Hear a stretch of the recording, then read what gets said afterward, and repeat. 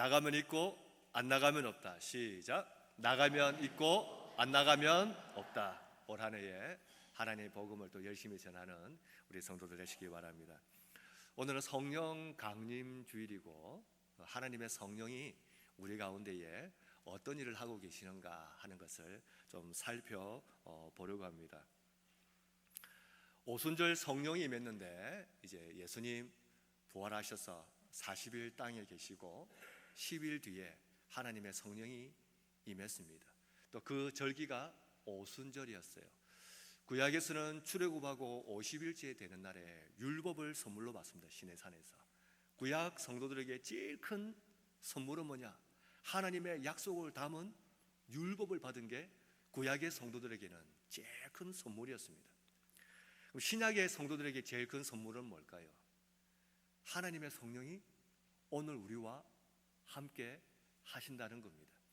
우리 인생이 받은 선물 중에 최고의 선물은 하나님의 성령이 오늘 우리 가운데에 임하신 겁니다. 그래서 여러분, 성령 강림 주일은 예수님의 말씀을 붙잡고 간절히 성령이 임하기를 기도했을 때에 모여서 기도하는 성도들의 머리 위에 성령이 임했는데, 그때 교회가 만들어지고 변화되고 달라지기 시작합니다. 그래서 성령 강림 주일을 교회의 생일이라고도 이야기를 합니다. 우리는 초대교회처럼 하늘에서 불 같은 모양이 내려오고 바람 소리가 나고 불의 혀 같은 것이 우리를 싸고 돌지 않지만 2000년 전에 있었던 그 하나님의 성령이 오늘 여전히 우리 가운데 역사하시고 임하시고 만드시고 주장하시는 것을 우리는 믿습니다. 성령이 임하셔야 바뀌는 거예요. 성령이 임하셔야 달라질 수 있습니다. 성령이 임하셔야 변화될 수 있습니다. 우리가 달라지고 싶고 변화되고 싶고 새 출발하고 싶고 뭔가 좀 변하고 싶어요 라고 말할 때에 하나님의 성령을 맛보지 않으면 감당할 수가 없습니다. 교회를 오래 다녀도 하나님의 성령을 경험하지 못하면 종교인으로 남습니다. 좋은 말을 하고 멋진 말을 하고 뭔가를 영적으로 갈구하는 것 같은데 메마르지 않습니까? 성령의 은혜가 없어 그렇습니다. 오늘 성령은 우리에게 함께 임하신다고 말씀하시고, 힘든 일이 있으면 나에게 물어보라 하시고, 나에게 지혜를 구하라 하시고, 능력이 없으면 나에게 지혜를 달라고 기도하라고 오늘 우리에게 말씀을 합니다. 오늘 성령 강림주의를 통해서 하나님의 성령이 우리 가운데에 어떻게 역사하시는가, 우리가 받은 인생의 선물 중에 제일 좋은 선물인 하나님의 성령으로 우리는 어떻게 살아가야 될 것인가, 말씀을 통해서 함께 은혜 받는 성도들 되시기를 바랍니다. 성령은 어떤 분일까요? 라고 물을 때에 성령은 우리를 도와주시는 분입니다. 26절을 보면 보혜사 곧 아버지께서 내 이름으로 보내실 성령이라고 이야기합니다. 보혜사란 말은 요한복음에서만 나오는 말입니다. 그것도 요한복음에서 한 4번 정도 나와요. 그 중에 2번이 14장에 나오고 15장에 한 번, 16장에 한 번 나옵니다. 보혜사, 옆에서 도움을 주는 사람, 법적으로 도움을 줄 수 있는 조력자, 이런 뜻입니다. 변호인, 이렇게 번역을 할 수도 있을 것 같습니다. 근데 성경은 이 단어를 어떻게 번역했냐면 보혜사라고 번역합니다. 지킬 보자, 은혜자, 스승사자, 은혜로 우리를 인도해 주시는 분, 그분을 성령이라고 말씀을 하고 있습니다. 오늘 우리가 읽은 이 본문은 사실 14장, 15장, 16장은 제자들이 계속해서 예수님께 묻습니다. 예수님 말씀합니다. 내가 없어도, 내가 가도, 내가 떠나도 너희들은 걱정하지 마. 베드로가 묻습니다. 도마가 묻습니다. 빌립이 묻습니다. 나중에 가룟 유다도 묻습니다. 어디로 가시는지 우리가 알지 못하는데 자꾸 안 계시다고 말씀하시면 그럼 누가 우리를 책임져 줍니까? 예수님 떠나시면 누가 우리를 책임져 주십니까? 눈에서 사라지면 누가 우리를 붙잡아 줍니까? 주변을 보면 힘들지라고 묻는 분들이 있어요. 외롭고 힘들다, 두렵다. 그리고 인생에 이런 단어들이 찾아오면 인생은 참 흑빛 가득한 감정들입니다. 이런 단어들이 한꺼번에 내 삶에 몰아치면 내 삶은 파괴적으로 무너져 버립니다. 저는 지난 한 주간 보내면서 제가 30대 이후로 제일 육신의 고난의 시간을 보냈어요. 30대 이후로 이렇게 몸이 아파 본 적이 없었습니다. 제가 혼자서 이렇게 이야기했습니다. 옛날에 항생제 없으면 죽었겠구나. 이렇게 해서 숨 못 쉬고 죽겠구나. 땀도 뻘뻘 흘리고 혼자 끙끙거리기도 하고 외롭고 서럽고 또 힘들다, 이런 감정들이 이렇게 막 한 주간에 스쳐 지나갔습니다. 외롭다, 모두가 나를 외면했다, 혼자다 아니겠습니까? 내가 가는 길에 누구도 함께 있지 않다. 이때 사람은 두려움이 찾아옵니다. 힘들다 하는 것은 지친 나를 누가 대신해 줄 수 없을 때에 우리는 힘들다라고 이야기합니다. 인생에 힘들다, 외롭다, 무섭다, 어렵다, 이렇게 한 개씩 한 개씩 올 때는 견딜만 합니다. 그런데 이 단어들이 한꺼번에 내 삶에 쏟아져 와버리면 우리 삶은 파괴되고 무너져 버립니다. 미국의 월스트리트의 큰 곰이라고 불렸던 주식 투자의 귀재, 천재가 있었습니다. 제시 리버모어라는 분입니다. 1900년 초에 살았으니까 이분은 한 100년쯤 전에 인물이기도 합니다. 이분이 얼마나 천재적인 투자였는가 하면 이분이 한번 투자했을 때에 하루 벌어둔 돈이 그때 돈으로 1억 달러쯤 됩니다.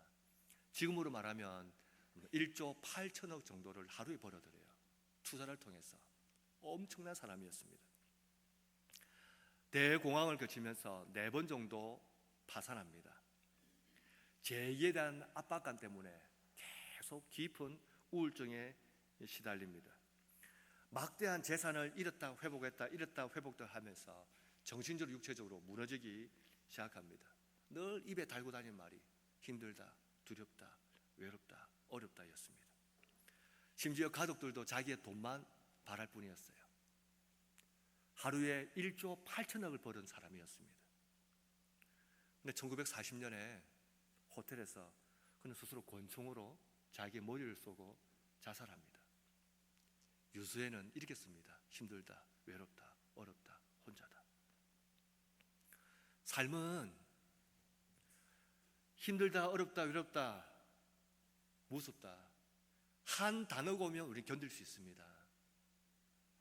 그런데 이런 단어들이 한꺼번에 쏟아지면 우리라고 무너지지 않겠습니까? 믿음 있는 사람이라고 무너지지 않을까요? 무너집니다. 구약 성경을 보면 엘리야는 위대한 선지자였습니다. 갈멜산에서 850명과 싸워 영적으로 승리한 사람이었습니다. 그런데 한순간 그의 마음에는 이 세 단어들이 가득하기 시작했습니다. 이세벨이 나를 죽이려 해. 난 두려워. 하나님께서 그를 광야로 인도하셨을 때에 그는 이야기합니다. 하나님, 외롭습니다. 나 혼자만 살아남았습니다. 시냇물이 말라가면서 그는 이야기합니다. 너무 고통스럽다. 그냥 여기서 죽고 싶어요. 이게 엘리야가 했던 말입니다. 위대한 선지자였고 하나님의 능력을 드러낸 선지자였지만 그에게도 두렵다, 무섭다, 힘들다, 괴롭다 한꺼번에 쏟아졌을 때에 그는 견딜 수 없어서 그냥 하나님 여기서 죽고 싶습니다. 그냥 나를 데려가십시오. 세상에 나 혼자만 살아남았습니다. 하나님은 인생 가운데에 이 단어들이 쏟아져 나와서 파괴적인 삶이 되어갈 때에 하나님이 그를 회복시킨 방법은 놀랍게도 찾아와 주신 거예요. 찾아와 주셔서 먹이시고 입히시고 옆에 계시고 만져주시고 큰 폭풍 같은 소리가 지나고 난 뒤에 조용하게 작은 음성으로 그에게 말씀해 주십니다. 넌 혼자가 아니야. 7,000명이 있어. 내가 너와 함께 할 거야. 사랑하는 성도 여러분, 하나님의 성령이 오늘 우리 가운데에 왜 필요할까요? 하나님의 성령은 우리를 가장 잘 아시는 분입니다. 어렵다, 힘들다, 외롭다, 고통스럽다, 우리가 인생의 가장 중요한 어떤 판단을 내릴 때에 우리는 확신이 서지 않을 때에 우리는 멈칫 주저주저합니다. 그때 우리를 가장 잘 아시는 분이 우리를 인도하십니다. 그분이 하나님의 성령이십니다. 요한복음 14장 16절에 이렇게 이야기합니다. 내가 아버지께 구하겠으니 그가 또 다른 보혜사를 너희에게 주사 영원토록 너희와 함께 있게 하리니. 그리고 26절은 이야기합니다. 보혜사 곧 아버지께서 내 이름으로 보내실 성령, 그가 너에게 모든 것을 가르치시고 내가 너에게 말한 모든 것을 생각나게 하리라. 누가 우리의 불안을 잠재울 수 있습니까? 누가 우리의 걱정과 염려를 잠재울 수 있습니까? 누가 우리의 인생을 책임져 줄 수 있습니까? 나를 가장 잘 아시는 분, 그 성령께서 나와 함께 계시면서 내가 가는 길을 인도해 주시고 도와주시고 붙잡고 계심을 믿으시길 바랍니다. 오늘 예배하는 성도 여러분, 그래서 우리는 다시 하나님의 성령이 내 심령 가운데에, 내 삶 가운데에 가장 강력한 중심으로 자리 잡기를 초청하시기 바랍니다. 그분이 내 삶을 만지시고 나를 주장하고 오늘 나를 붙잡아 주시기를 이 예배 가운데에 간절함으로 기도하시길 바랍니다. 그때 우리는 우리의 인생의 길을 헤쳐나갈 수 있는 겁니다. 사람이 주는 싸구려 공감에 만족하지 마십시오. 술 한잔 같이 먹어주고 밥 한 끼 같이 먹어주고 차 한잔 같이 마셔주고 옆에 잠깐 앉아주는 것이 마치 큰 공감을 해주는 것처럼, 날 위로해 주는 것처럼 사람이 주는 싸구려 공감에 위로받지 마십시오. 돌았으면 잊어버립니다. 하나님의 성령이 오직 우리를 위로하고 붙잡아 주시는 것을 믿으시기를 바랍니다. 무너집니다. 우리 쉽게 무너집니다. 다시 일으켜 세우시는 분도 성령이시고, 무너지지 않도록 붙잡아 주시는 이도 성령이시고, 나를 지키시는 이도 성령인 것을, 은혜로 나를 지켜주시는 분, 그분이 나와 함께 하시기를 이 예배 가운데 구하시고 찾으시고 갈망하시는 우리 성도들 되시기를 바랍니다. 오늘 두 번째, 하나님의 성령은 오늘 우리 가운데 어떻게 오실까요? 그분은 시간과 공간을 초월해서 우리 가운데 오십니다. 티벳은 해발 고도가 한 4,000m쯤 그 이상 됩니다. 우리 같은 사람이 가면 숨도 잘 못 쉬고 조금만 움직이면 폐 부종이 생길 정도로 우리는 고산병에 시달립니다. 티베트인들은 평생 살면서 한 번 자신의 집에서 수도 라사에 있는 사원까지 이렇게 성지 순례라는 것이 그 자기들의 신앙의 제일 큰 완성이라고 이야기합니다. 우리 흔히 오체 투지라고 이야기합니다. 오체, 몸의 5가지 부분을 던질 투자, 땅지자, 땅에 던지는 것을 오체 투지 이야기합니다. 이마, 양손, 양무릎을 땅에 대니까 납작 엎드리겠지요. 세 걸음 딛고 한번 몸을 땅에 던집니다. 이렇게 해서 1년에서 6개월 정도 걸려서 수도 라사까지 사고까지 갑니다. 중간에 사고를 당해서 죽기도 하고 실종하기도 하고 교통사고 나기도 하고 어떤 경우는 얼어 죽기도 해요. 때로는 짐승의 공격을 받기도 합니다. 그 고난을 견디면서 오체투지로 갑니다. 1년 이상 걸리는 거리를. 라사에 도착했어도 그 사원에서 10만 배를 합니다. 10만 배. 하루에 1,000배를 내도 3개월이 걸리고 3,000배를 내도 한 달이 걸립니다. 보통 거기서 또 6개월 정도 머뭅니다. 물어봅니다. 왜 그렇게 2년 3년을 써가면서 그렇게 자신의 몸을 학대하면서 고행을 하면서 도대체 뭘 얻으려고 합니까? 아집을 버리고 교만을 꺾고 내 속에 있는 자아를 죽이려고 합니다. 이런 대답이 돌아옵니다. 참 평안을 얻고 싶어요. 이게 그들의 이야기였습니다. 뭔가를 깨닫고 진리를 얻기 위해서 이 정도로 해야만 버릴 수 있다. 아마 이 이상 해야 뭔가를 좀 얻을 수 있을 것 같습니다. 근데 신앙이 만약에 이런 거라면 너무 어렵지 않습니까? 여러분, 오늘 예배 드리기 위해서 일주일 동안 금식하고 굶고 채찍으로 자기를 100번 때리고 막 고행을 하고 그리고 예배 오셨다. 아마 여러분은 덜덜덜 떨리면서 이 감격하며 예배를 드릴 겁니다. 우리는 별로 그렇게 하지 않아요. 근데 우리는 그냥 이렇게 옵니다. 어떤 경우는 헐레벌떡 오기도 합니다. 헐레벌떡.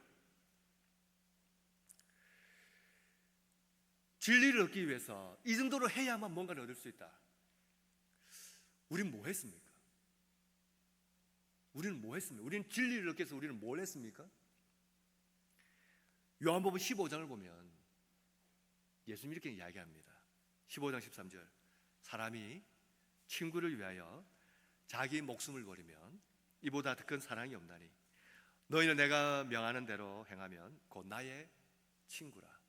우리는 아무것도 한 게 없습니다. 그런데 예수님이 우리를 위해 대신 자신의 모든 삶을 던졌습니다. 십자가에 달리셨고 고난을 당하셨고 죽음을 당하셨고 다시 부활하셨습니다. 버리고 싶었던 아집, 교만, 죄악, 슬픔, 탄식, 질병, 좀 몸에서 떼내고 싶었던 그것들을 나는 한 것이 아무것도 없는데 그분이 고난 받으시고 죽으시고 부활하심으로 말미암아서 골고다의 언덕에서 다 이루셨습니다. 2000년 전에 있었던 일이었습니다. 우리는 2000년이 지난 지금 살고 있습니다. 예수님은 하늘로 가시면서 이야기합니다. 육신으로 함께하지 않지만 보혜사 성령을 너희에게 보내서 그가 너희로 함께 하겠다고 말씀합니다. 여러분, 진리를 얻기 위해서 우리 자신을 버리고 고행을 하고 기행을 하고 자기를 학대하고 고난을 가하면서 뭔가를 얻기를 바라십니까? 뭔가를 깨닫기를 바라십니까? 우리는 그렇게 하지 않습니다. 2000년 전에 예수님이 이뤄놓으신, 우리를 위해 죽으심으로 이뤄놓으신 그 모든 것들을 우리는 믿음으로 얻습니다. 요한복음 14장 17절 이렇게 이야기합니다. 그는 진리의 영이라 세상은 능히 그를 받지 못하나니 이는 그를 보지도 못하고 알지도 못함이라. 그러나 너희는 그를 아나니 그는 너희와 함께 가시며 또 너희 속에 계심이라. 2000년 지난 지금 시간과 공간을 초월해서 그때 역사하셨던 그리스도의 보혈의 은혜가 오늘 2000년 전에 지금 우리에게 임하시는 것을 믿으시기를 바랍니다. 우리는 그때 이미 우리의 그렇게 버리고 싶었던 우리의 악함들, 죄악들, 우리의 더러움들, 추악함들, 우리의 질병들, 고난들, 아픔들, 슬픔들, 탄식들, 우리 그때 이미 다 정리되어 버렸습니다. 2000년 전에 끝났습니다. 시간과 공간을 초월해서 2000년 지난 지금 오늘 우리 가운데에 그 진리의 영이 함께 하심으로 그리스도가 이루신 그 보혈의 능력이 우리 가운데 임하는 것을 믿으시기를 바랍니다. 보혈이 어떤 분입니까? 은혜로 우리를 지키는 분은 하나님의 성령이시고 하나님의 영이시고 그리스도의 영이시고 삼위의 하나님이십니다. 오늘 그분이 우리 가운데에 함께 하고 계십니다. 그래서 예수님을 믿는 사람은 성령의 사람이 되는 것이고 교회는 성령의 교회가 되는 겁니다. 성령이 함께 하실 때에 우리의 삶도 우리의 교회도 달라질 수 있습니다. 어떤 분은 좀 더 도덕적이고 좀 더 윤리적이고 좀 더 화를 참고 싶고 조금 더 욕을 안 했으면 오늘은 내 아이에게 화내지 않아야지, 오늘은 남편에게 화내지 않아야지, 오늘은 아내에게 화내지 않아야지, 그렇게 다짐합니다. 보면 화가 나요. 보면 화가 납니다. 뭐가 그리 화납니까? 모릅니다, 목사님. 그냥 속에서 올라옵니다. 그냥 올라옵니다. 이게 안 내려갑니다.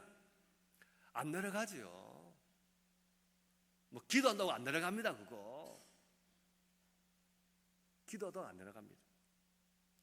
욕 안 하려고 하고 새 출발하고 싶고 착하게 살고 싶고 선한 영향을 좀 끼치고 싶고 달라지고 싶다. 아무리 노력해도 우리의 노력으로 달라지지 않습니다. 10만 배도 달라지지 않습니다. 그리스도가 2000년 전에 우리를 위해 죽으심으로 이뤄놓으신 것을 2000년이 지나 지금 오늘 이 자리에 성령이 우리 가운데 함께 계심으로 그분이 이뤄놓으신 것을 진리로 믿을 때에 우리는 성령으로 바뀌기 시작을 하는 겁니다. 내가 나를 만드는 게 아닙니다. 2000년 전 그분이 이뤄놓으신 복음의 능력을 시간과 공간을 초월해서 성령이 역사하심으로 우리가 달라지는 것을 기억을 하시기를 바랍니다. 그래서 26주는 이야기합니다. 너희에게 모든 것을 가르치시고 내가 너희에게 말한 모든 것을 생각나게 하리라. 사랑하는 성도 여러분, 우리 참 괴롭지 않습니까? 잘 안 될 때에 내 마음이 내 마음 같지 않습니다. 나 우울증 있는 것 같습니다. 나 잠 못 잡니다. 잠을 못 주무시는 분은 굉장히 스트레스 같아요. 약을 먹어도 잠을 못 주는 분도 있어요. 근심이 떠나지 않고 걱정이 떠나지 않고 염려가 떠나지 않고 염려증, 우울증, 이게 우리 속에 있지 않습니까? 이게 안 됩니다. 이게 정리가 안 돼요. 떠나질 않습니다. 좀 벗기고 싶은데 벗어지지를 않습니다. 어떻게 하면 되나요? 그때 하나님의 성령의 위로함이 필요한 겁니다. 하나님의 성이 나와 함께 하심으로 하나님 이길 힘을 주십시오. 내 안에 계시면서 그리스도의 말씀을 생각나게 하시고 그분이 나와 함께 계심을 믿게 해 주시옵소서. 나 혼자가 아닌 것을 알게 해 주십시오. 그렇게 성령을 찾고 구하는 겁니다. 성령도 말할 수 없는 탄식으로 우리를 위하여 친히 간구하시느니라. 성령은 내 속에서 내가 너와 함께 있어라고 말씀하는 겁니다. 성령이 함께 한다는 것은 단순히 내적인 변화만 말하는 게 아닙니다.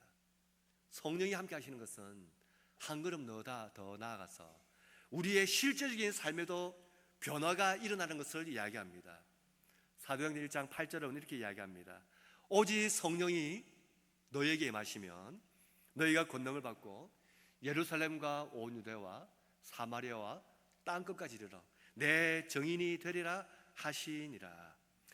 권능을 받으면, 능력을 받으면 내 증인이 된다. 삶 속에서 그리스도가 누구신지를 증거하는 사람이 된다는 겁니다. 이걸 다르게 말하면 성령의 사람은 가정에 들어가서 하나님의 복음을 전하는 사람으로 달라지는 겁니다.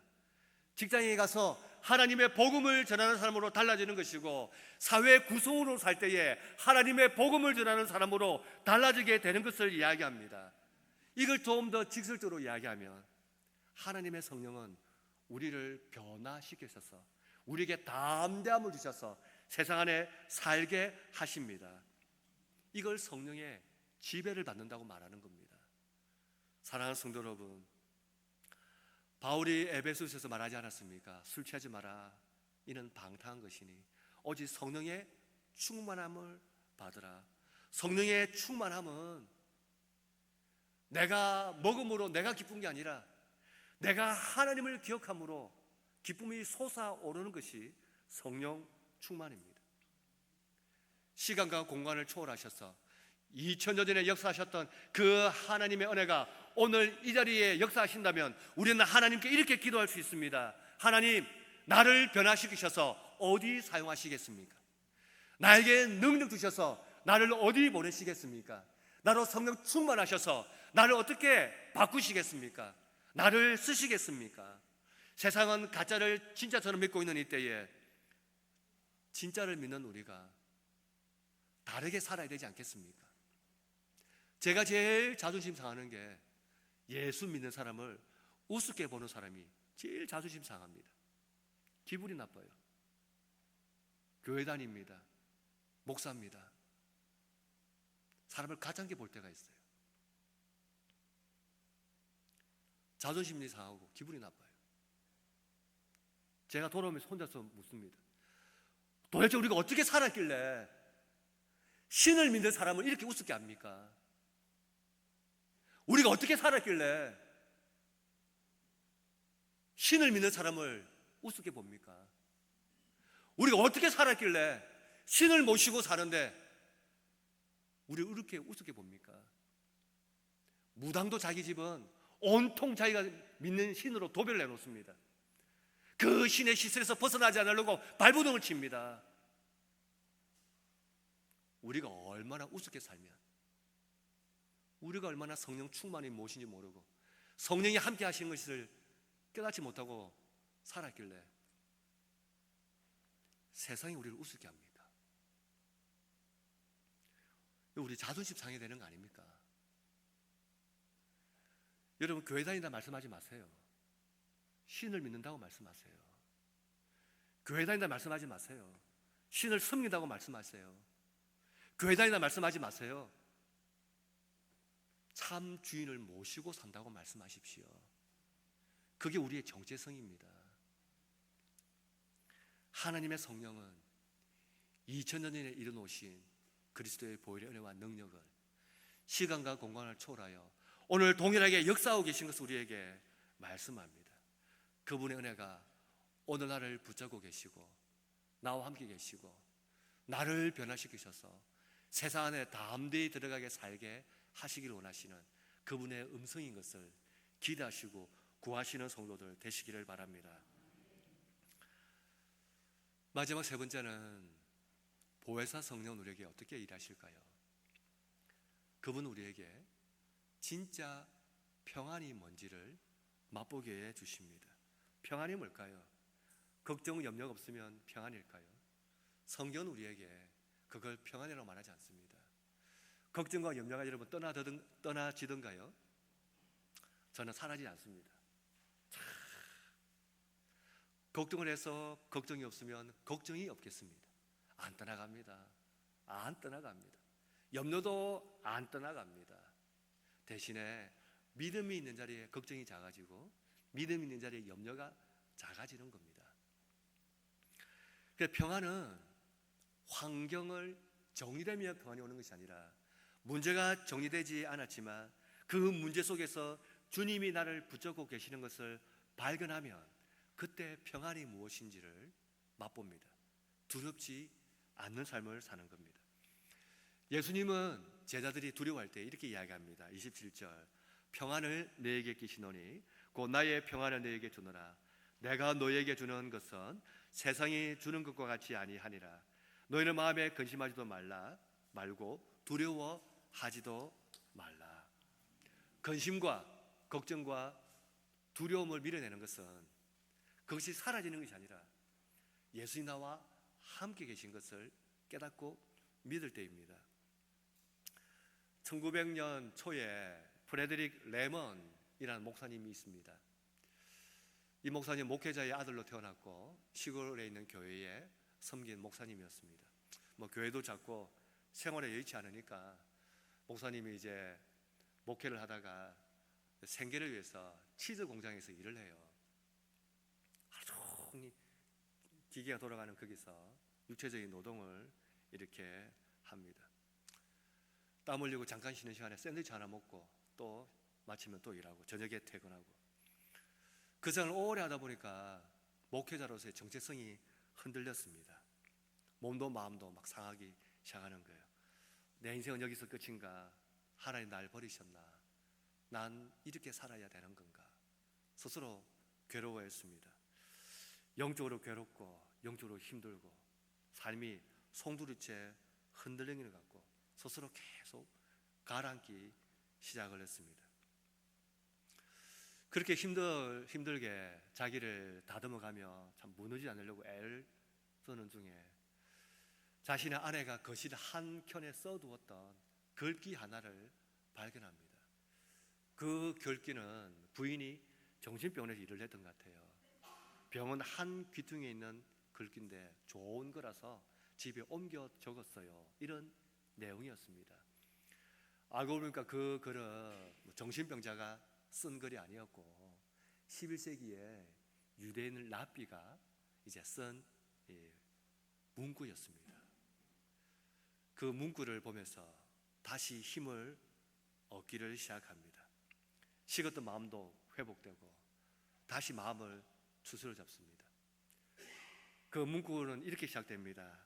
하늘을 두루마리 삼고 바다를 먹물 삼아도 한없는 하나님의 사랑 다 기록할 수 없겠네. 프레드릭 레만은 이 한 구절을 보면서 찬송가 304장을 작사 작곡합니다. 그리고 사람들의 이 구절을 집어넣으면서 환경이 나를 짓누르고 삶이 나를 짓눌러서 숨을 쉬지 못할 때에 내가 환경을 보지 않고 하나님을 보니까 하나님의 크신 사랑이 나를 붙잡고 있는 것을 발견했습니다. 그래서 우리도 같이 부르지 않습니까? 그 크신 하나님의 사랑 이렇게 부르지 않습니까? 사랑하는 성도 여러분, 평안은 언제 옵니까? 평안은 공장 쳇바퀴를 보고 거친 노동 현장을 보고 내가 참 아무것도 아닌 것 같은 설거지를 하고 있는 내 모습이나 쓰레기를 줍고 있는 내 모습이 아무것도 아닌 것 같이 보이는 거기서 시선을 하늘로 볼 때에 하나님의 평안이 임하기 시작하는 겁니다. 그 시선을 바꾸면 하나님의 사랑이 보이기를 시작합니다. 평안이 뭡니까? 라고 물어보면 평안은 환경을 이기는 것을 평안이라고 이야기합니다. 삶이 누르고 특히 우리 현대인들의 삶은 참 고달프지 않습니까? 숨도 못 쉬겠다, 빠르게 돌아간다, 좀 쉬고 싶다, 이런 말들을 우리는 입에 달고 다닙니다. 그런데 여러분, 시선을 하나님께 둘 때에 그 크신 사랑으로 나를 붙잡고 계신 하나님의 사랑을 발견하시기 바랍니다. 그때 우리에게 평안을 줍니다. 그 예수님 말씀하시는 겁니다. 내가 주는 평안은 세상이 주는 것과 같지 않아. 우리 이 말의 의미를 비로소 깨달을 수 있는 겁니다. 사랑하는 성도 여러분, 우리에게 근심, 걱정, 염려, 불안, 초조 사라지지 않습니다. 떠나지 않습니다. 이기려고 해봐도 우린 이길 수가 없습니다. 하나님의 평안이 우리 가운데 임할 때에 그것들을 밀어낼 수 있습니다. 나를 두렵게 하는 그것들을 밀어낼 수 있는 가장 압도적인 힘, 그건 바로 하나님의 성령이 내 속에 역사하실 때입니다. 사랑하는 여러분, 오늘 이 예배 시간에 하나님의 성령을 사모하십시오. 그분이 나를 인격적으로 나를 만져주시고 내 속에 말씀하시고 갈등과 고민과 육체의 질병과 심령의 아픔과 우울증, 수면제, 남들에게 말하지 못한 것들이 나를 뒤덮고 있을 때에 하나님의 성령이 아니면 답을 찾지 못합니다 라고 고백할 때에 하나님의 성령은 우리로 하여금 그것들을 이기게 할 힘을 더해 주실 것입니다. 여러분, 평안은 쟁취하는 게 아닙니다. 평안은 상황 가운데 나와 함께 하시는 하나님을 발견할 때에 평안을 맛볼 수 있습니다. 이번 한 주간에 이렇게 보혜사로 나를 도우시는 하나님의 성령을 강력하게 의지하시는 우리 성도들 다 되시기를 축복합니다. 우리 함께 기도하겠습니다.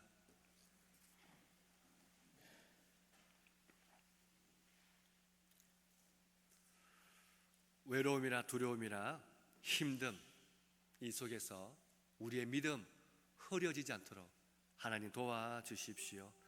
나를 가장 잘 아시는 성령께서 인생의 가장 중요한 결정을 내릴 때에 하나님 지혜를 주십시오. 함께 해주십시오. 떨리지 않게 주시옵소서.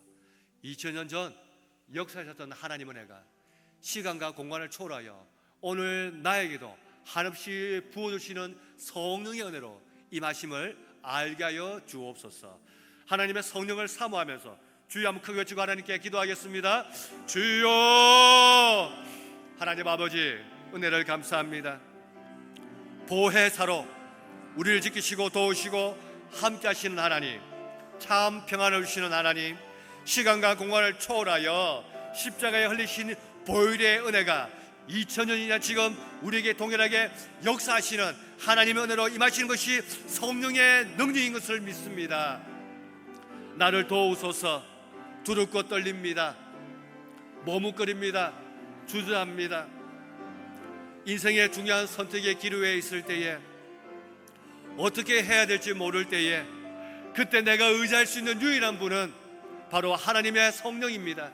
성령님, 내 판단을 도우시고 내 결정을 도우시고 내 선택을 도우소서. 하나님 나와 함께하여 주셔서 하나님 이 두렵고 떨리는 선택에 주님 동행하여 주옵소서.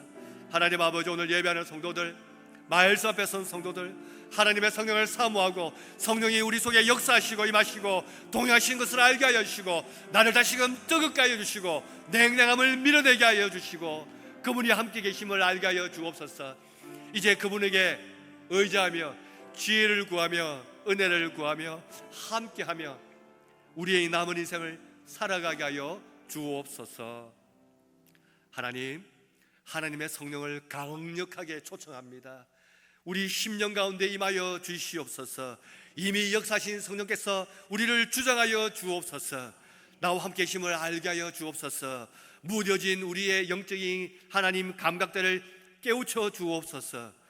미세한 음성으로 말씀하시고 두려운 판단 앞에 섰을 때에 나와 함께 하시고 손잡아 주옵소서.